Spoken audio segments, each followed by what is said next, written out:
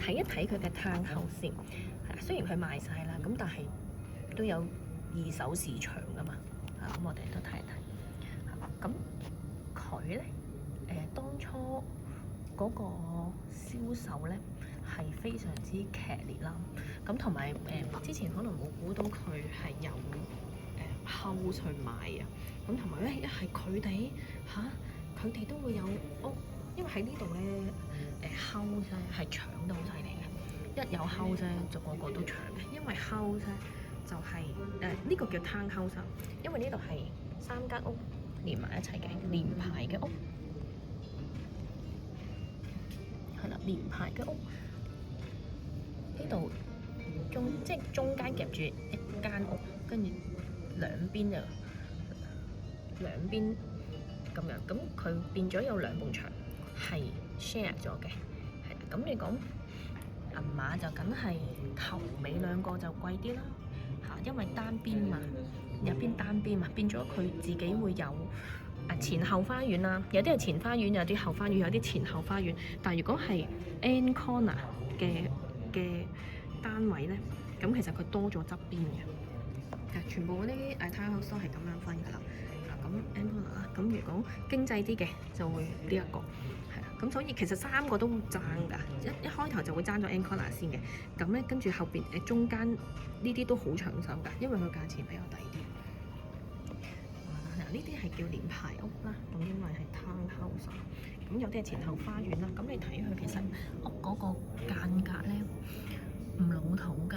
雖然咧佢喺呢度叫政府背景啦，咁即係阿拉伯人嘅公司啦，係咪咁啊？中東背景，咁你就唔好覺得佢係一定老土啦，會唔會黃黃地色好似啲泥沙咁？佢唔會㗎。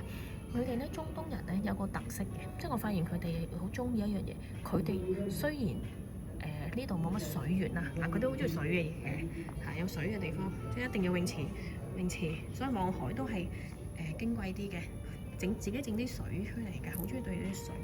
綠化嘅嘢咧都好中意嘅喎，因為代表咩啊？代表生命啊嘛，冇水又點會有樹咧？所以綠化嚟講咧，第一佢哋就會覺得好舒服啦，因為佢哋從來都冇嘅，一有見到樹咧就係代表有生機㗎啦。所以有水，有綠色嘅植物，另外咧就係陽光，佢哋唔怕㗎，多陽光即係光猛。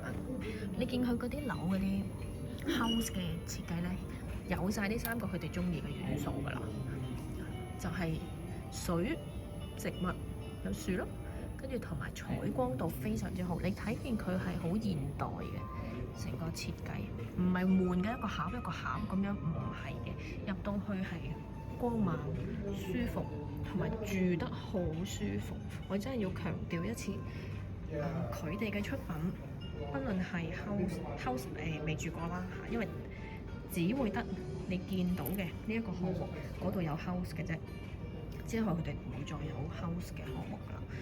咁佢哋 apartment 啦最拿手啦，佢哋個採光啊、設計啊、入邊嘅 layout 咧都唔會有一分空間咧係浪費咗㗎。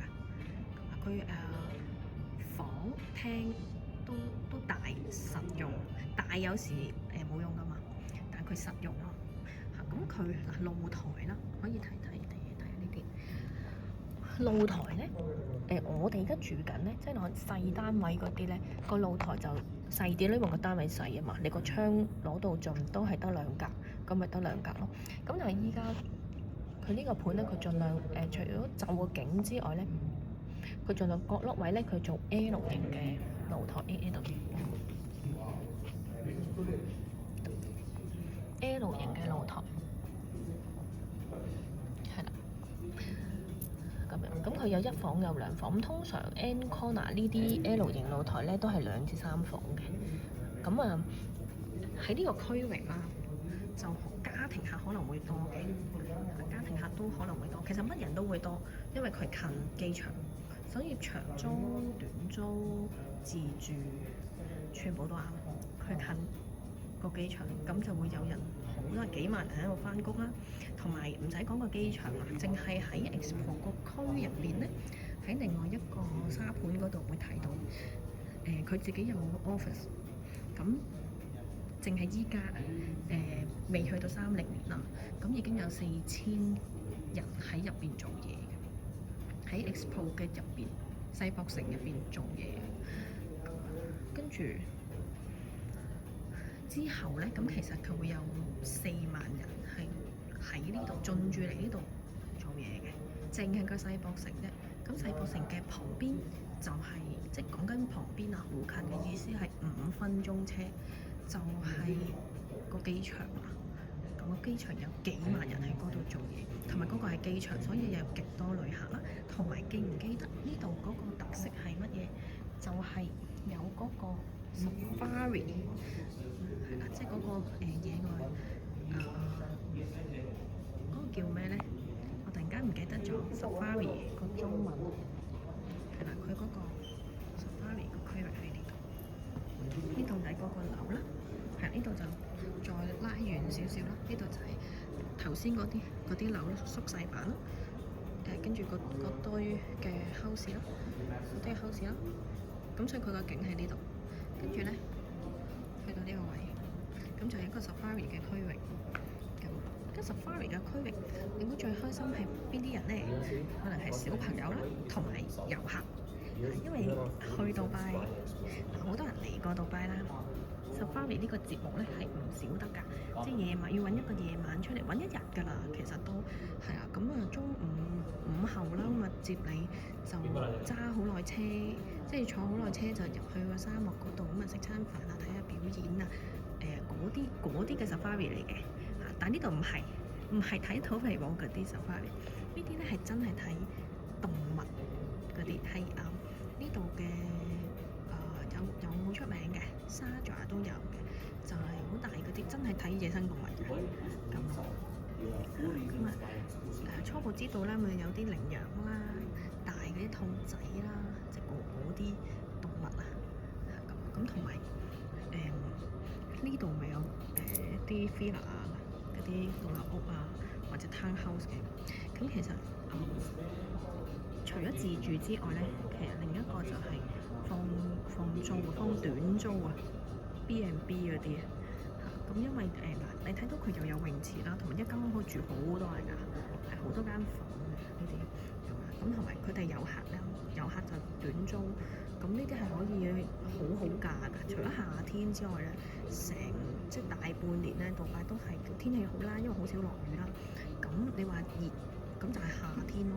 同埋遊客嚟得咧，其實嗰種熱係接受到嘅，係啦。咁佢就可以少少地就喺呢度，喺個世博城入邊就已經可以做一個睇小動物嘅，即係睇動物嘅safari 嘅。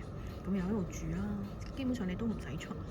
咁因為佢喺另外一個部分咧就有個大商場，咁可能係最尾就係上飛機嗰一站啦，或者落機嗰一站咧，都極大嘅機會會選擇喺呢一度住咯。咁所以咧，依家賣緊就係呢一堆嘅apartment 啦。咁呢一堆 apartment 價錢唔係太貴嘅，一房係百幾萬，咁佢陸續開一棟棟咁樣發售。咁依家就賣緊之前賣緊2棟，咁依家賣緊又賣緊1棟，係咁啦。咁其實得幾十個單位㗎咋，100個單位都冇㗎，一棟樓，咁係極好咯。咁啊價錢其實根本就唔貴，但係平時你話Expo呢個品牌佢係咪好平啊，或者咩？佢個特點唔係個價錢特別貴特別平，但係佢唔係真係一講就話好平嗰啲銀碼，佢就肯定唔係㗎啦。咁但係呢度位置上，因為規劃上佢背景啦，同埋呢度嘅規劃啊、配套啊，咁佢都係一字頭已經有一房係差唔多成千尺㗎，800尺嘅都有，800尺、900尺嘅一房喎。咁你即係嗱頭先嗰度啦，咁你見到佢設計非常之好啦，景觀完全冇問題啦，就算矮層嘅內園都冇問題啦，仲可能睇到孔雀添。咁呢啲你話放租出去或者自己住，其實係兩樣都好啱嘅，同埋個 location 啊嘛，佢個位置就喺嗰個機場隔離，因為個機場個官啊如果之前嚟過啦，